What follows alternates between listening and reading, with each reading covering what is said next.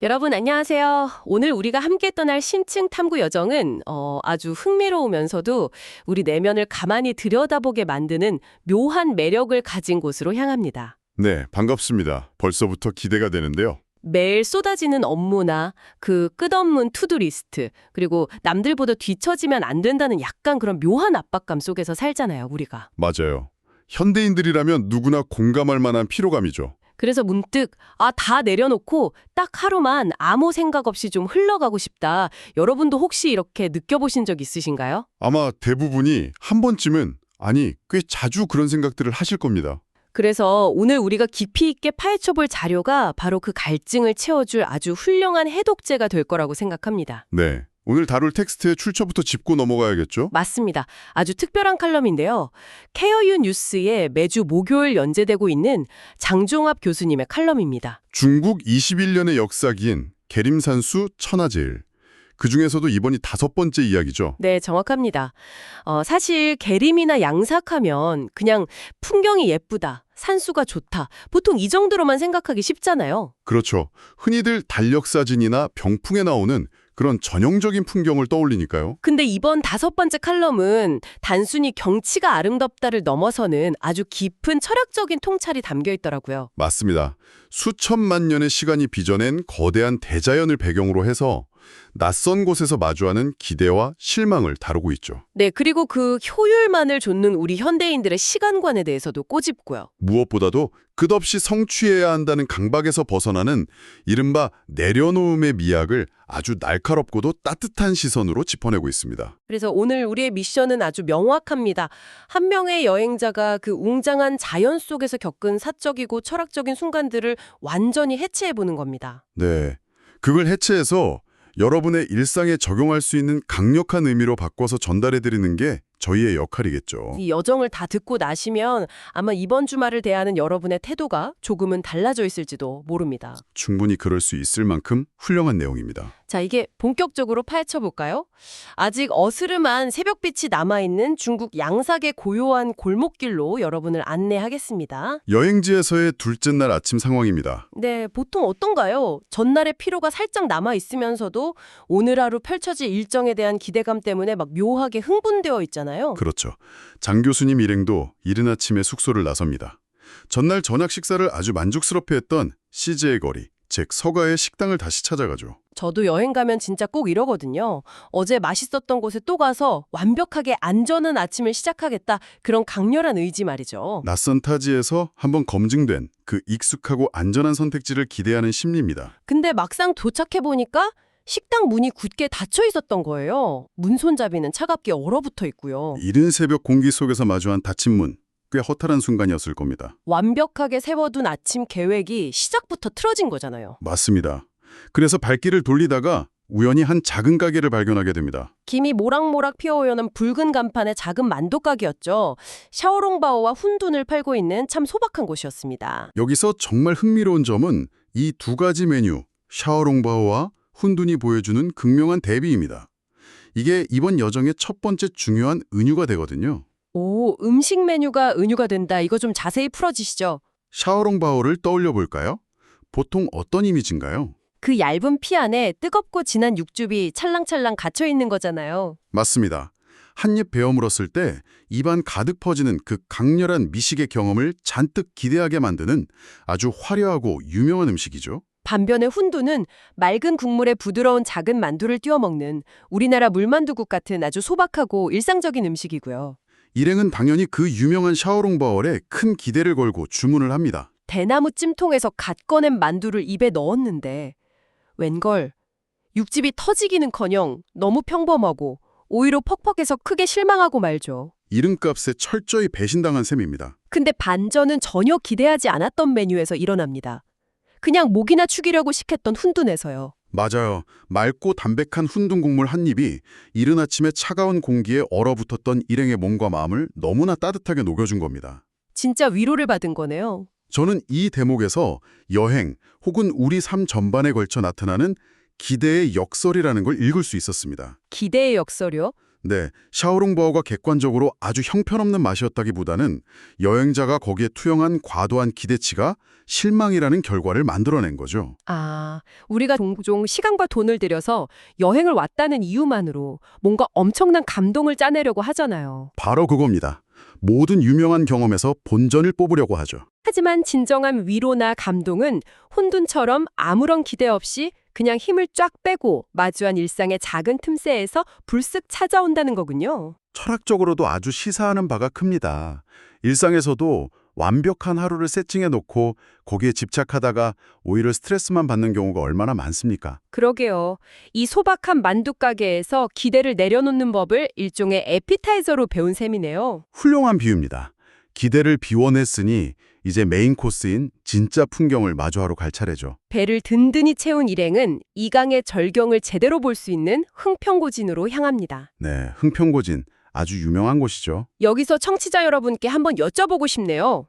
여러분 지갑 속에 있는 지폐의 그림이 어느 날 눈앞에 거대한 실제 자연으로 튀어나온다면 어떤 기분일 것 같으세요? 상상만 해도 압도적이죠. 이 흥평고진이 바로 중국 돈 20위안 지폐 뒷면에 그려진 그 풍경의 실제 배경이거든요. 네, 원보산과 황포도형의 풍경이죠.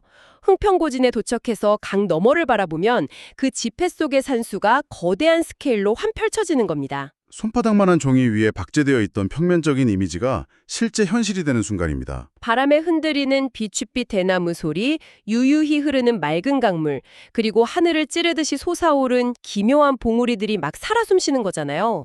장 교수님도 그 순간 너무 경이로워서 직접 20위안 지폐를 주머니에서 꺼내들고 실제 풍경과 번갈아 보셨다고 묘사하셨죠. 묘한 감각에 휩싸였다고 하셨는데 그게 어떤 느낌일지 조금은 알 것 같습니다. 여기서 우리가 이 기묘한 풍경이 어떻게 만들어졌는지 지리적 맥락을 조금 이해하고 넘어가면 그 경이로움이 훨씬 배가 될 겁니다. 그 학창 시절 지리 시간에 교과서에서 달달 외우던 카르스트 지형 말이죠. 네, 정확합니다. 카르스트 지형이죠.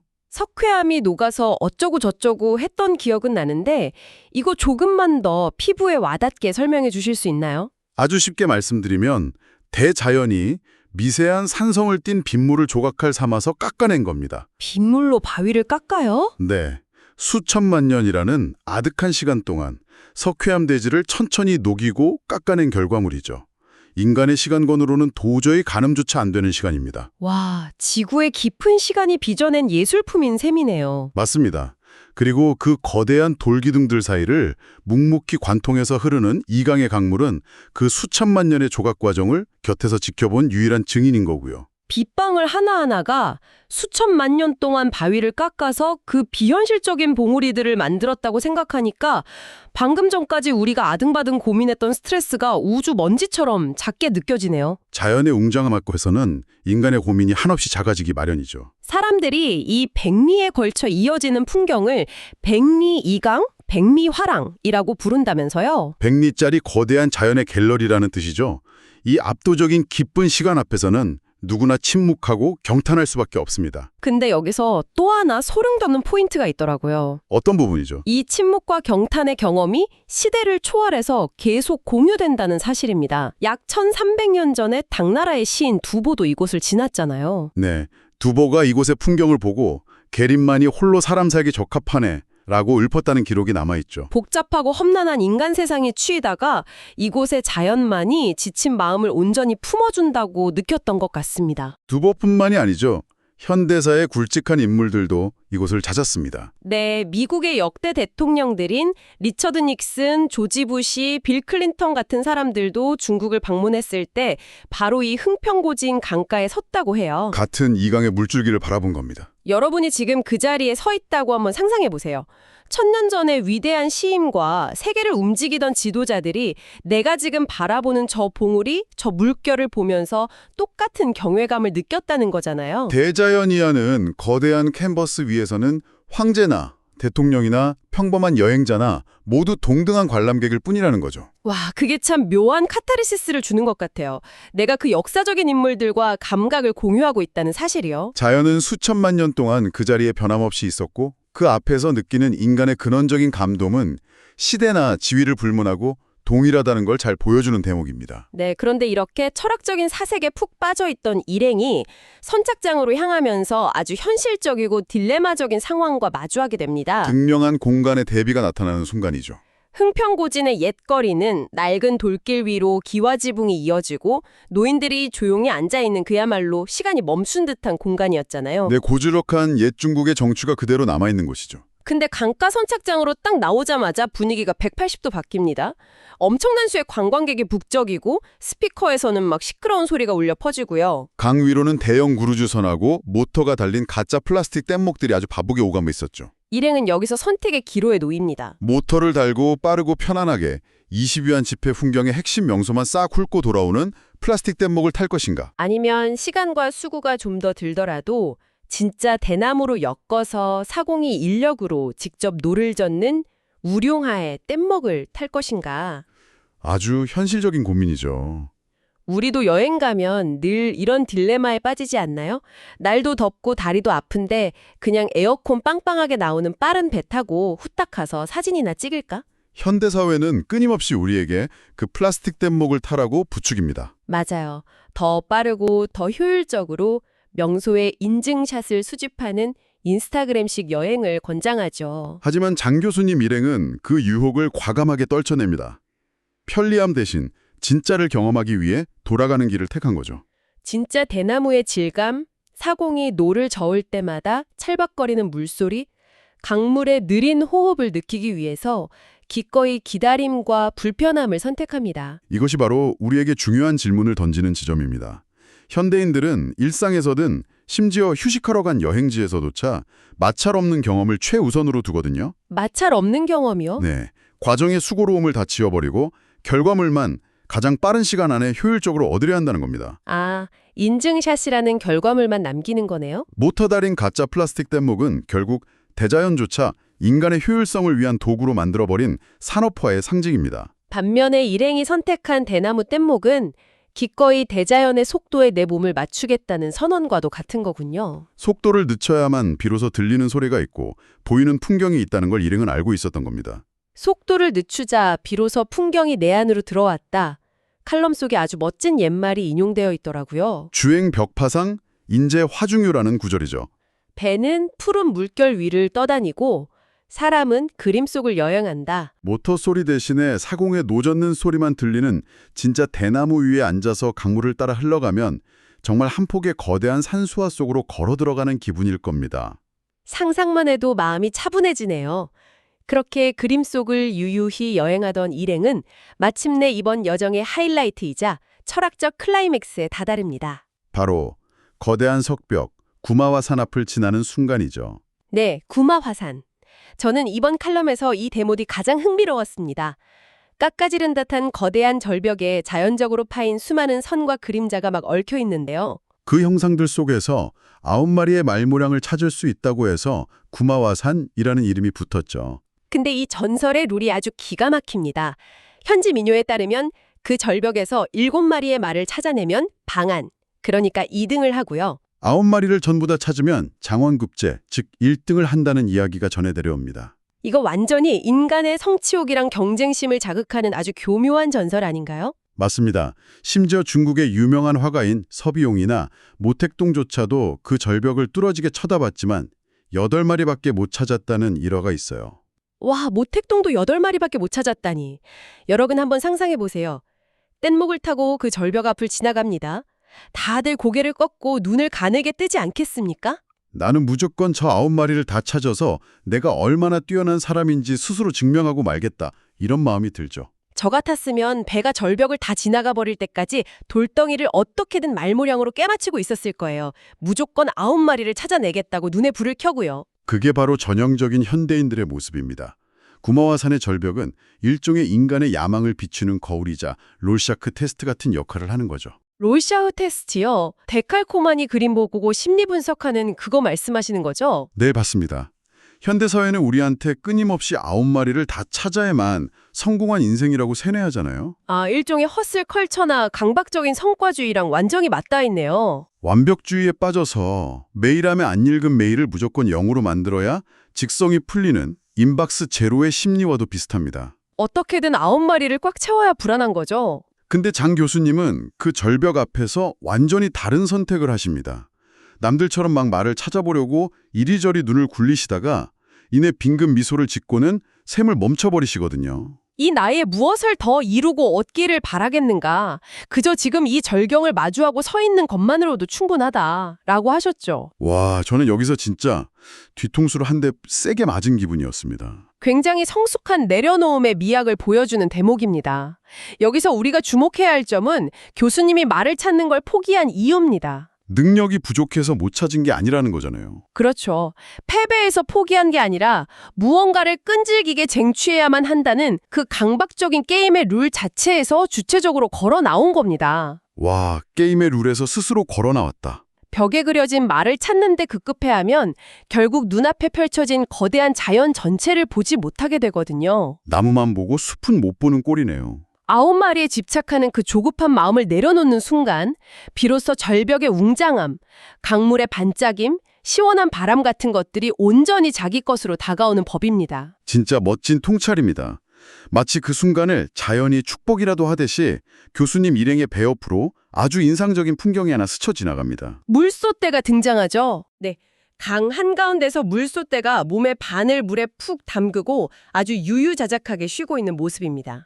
절벽에서 말을 찾겠다고 핏대를 세우는 인간들의 조급함과는 완벽하게 정반대되는 모습이죠. 그냥 그곳에 존재하는 것 자체로 완벽한 물소들의 모습. 욕망을 비우고 현재에 온전히 머무르라는 이강의 무언의 가르침 같았습니다. 자연이 주는 깨달음으로 마음의 양식을 이렇게 가득 채웠다면 이제는 육체의 양식을 채울 시간입니다. 네, 여행에서 먹는 게 빠질 수 없죠. 근데 이 여정의 마무리를 장식하는 식사 에피소드 역시 앞선 철학적 깨달음만큼이나 아주 중요한 삶의 태도를 보여줍니다. 흥평고진을 떠나기 전에 현지 특산물 식당에 들어가게 되는데요. 이번에는 아내분의 강력한 주도로 메뉴가 결정되죠. 아내분의 여행 철학이 너무 멋있더라고요. 낯선 풍경을 눈으로만 보는 게 아니라 그곳의 맛을 통해 몸으로 기억해야 진짜 여행이다. 경험의 지평을 넓히는 아주 훌륭한 태도입니다. 근데 그 훌륭한 철학이 이끌어낸 메뉴 선택이 다소 파격적이었습니다. 메뉴판 사진을 가리키며 주문한 게 다름 아닌 러스펀, 즉 강가에 다슬기로 육수를 낸 국수와 무려 TNG 까이판이었거든요. TNG 까이반, 개구리 덮밥이죠. 세상에 개구리 덮밥이라니. 저 같으면 메뉴판 보자마자 기겁하면서 저는 그냥 무난하게 계란볶음밥이요 외쳤을 텐데요. 장 교수님도 속으로 이 아름다운 계림까지 와서 개구리를 먹어야 한단 말인가 하면서 작게 탄식을 내뱉으셨다고 적어두셨죠. 생전 처음 보는 식재료에 대한 본능적인 거부감이잖아요. 청취자 여러분도 낯선 나라에서 이런 두려움 느껴보신 적 분명 있으실 겁니다. 익숙하지 않은 것에 대한 당연한 반응이죠. 하지만 여기서 이 여정의 마지막 반전이 일어납니다. 조심스럽게 한 입 맛본 개구리 덮밥이 예상을 완전히 뒤엎어버립니다. 놀라울 정도로 담백하고 부드러웠던 거죠. 질감은 아주 연한 닭고기 같으면서도 특유의 깊은 풍미가 있어서 왜 현지인들이 개구리를 밭의 닭, 즉 TNG라고 부르는지 단번에 납득하게 됩니다. 함께 시킨 다슬기 국수 역시 강가의 깊은 물내음을 품은 진한 맛으로 일행의 입맛에 완벽하게 사로잡아 버렸고요. 편견이 와장창 깨지는 짜릿한 미식의 순간입니다. 진짜 그래요. 만약에 낯설고 두렵다는 이유로 먹던 것만 고집했다면 이 엄청난 미식의 신세계를 평생 모르고 살았을 거 아니에요. 바로 그 지점입니다. 아내분의 몸으로 기억한다는 철학이 단순히 음식을 먹는 행위를 넘어서 낯선 세계를 어떻게 수용해야 하는지 그 방식을 보여준 거죠. 아, 낯선 세계를 시용하는 방식. 우리는 살면서 익숙하지 않은 문화나 사람, 경험들을 종종 이상하다거나 틀리다고 쉽게 배척하곤 합니다. 맞아요. 방어기제처럼 그렇게 되죠. 하지만 두려움을 꾹 참고 그 이질적인 것의 껍질을 한 겹 벗겨내어 한 입 베어무는 순간 우리의 세계관이 크게 확정됩니다. 그 낯선 맛이 결국 수백 년간 이어져 온 타인의 따뜻한 일상이라는 걸 내 몸으로 직접 이해하게 되니까요. 낯선 것을 향한 열린 태도가 결국 내 세상의 크기를 결정하는 겁니다. 자, 이제 오늘 케어유 뉴스에 실린 장종학 교수님의 컬럼을 통해 함께한 이 길고도 깊은 여정을 서서히 갈무리할 시간입니다. 아침부터 늦은 오후까지 참 많은 일이 있었죠. 네, 기대와 실망이 엇갈리던 이른 아침에 소박한 훈둔 한 그릇부터 시작해서 억겁의 시간이 빚어낸 20위안 지폐 속의 경이로운 산수, 효율 대신 느림을 선택했던 대나무 뗏목의 시간. 그리고 구마화산 앞에서 성취의 강박을 내려놓던 넉넉한 미소. 마지막으로 개구리 덮밥을 통해 편견을 부수고 세계를 확장했던 순간까지. 돌아보면 이 짧은 하루의 여정이 굽이쳐 흐르는 이강의 물줄기처럼 우리 삶의 다양한 단면과 딜레마들을 한 폭의 산수화 속에 다 응축해 놓은 것 같습니다. 인생의 훌륭한 축소판이라고 할 수 있겠네요. 정말 그렇습니다. 오늘 우리가 함께 나눈 이 긴 대화가 여러분의 바쁜 일상에 잠시나마 시원한 강바람 같은 위로가 되었기를 진심으로 바랍니다. 오늘 이야기를 마치기 전에 청취자 여러분께 꼭 드리고 싶은 질문이 하나 있습니다. 네, 어떤 질문이죠? 오늘 이야기 속 수많은 사람들은 구마화산의 거대한 절벽 앞에서 각자의 야망 크기만큼 억지로 말의 형상을 찾아내려고 핏대를 세웠습니다. 그렇다면 만약 지금 여러분의 삶이라는 거대한 절벽을 가만히 응시해 본다면 어떨까요? 아, 내 삶의 절벽이요? 여러분은 지금 그 속에서 굳이 찾지 않아도 될 억지스러운 9번째 말을 찾기 위해 스스로를 소진시키고 있지는 않습니까? 정말 뼈를 때리는 질문이네요. 어쩌면 우리 삶의 진짜 아름다움은 그 말의 숫자를 세고 남들에게 증명하려는 피곤한 게임을 멈추는 순간 비로소 시작될지도 모릅니다. 무언가를 끊임없이 성취해야 한다는 무거운 배낭을 잠시 내려놓으셨으면 좋겠습니다. 네, 그저 절벽 앞을 유유히 흐르는 강물의 고요함을 지금 여러분이 서 있는 그 일상의 풍경 자체를 온전히 느껴보시는 건 어떨까요? 이번 주말 여러분만의 풍경 속에서 맑고 따뜻한 훈둔 한 그릇 같은 작은 위로를 꼭 발견하시길 응원합니다. 오늘 우리의 심층 탐구는 여기까지입니다. 함께해 주신 여러분 고맙습니다.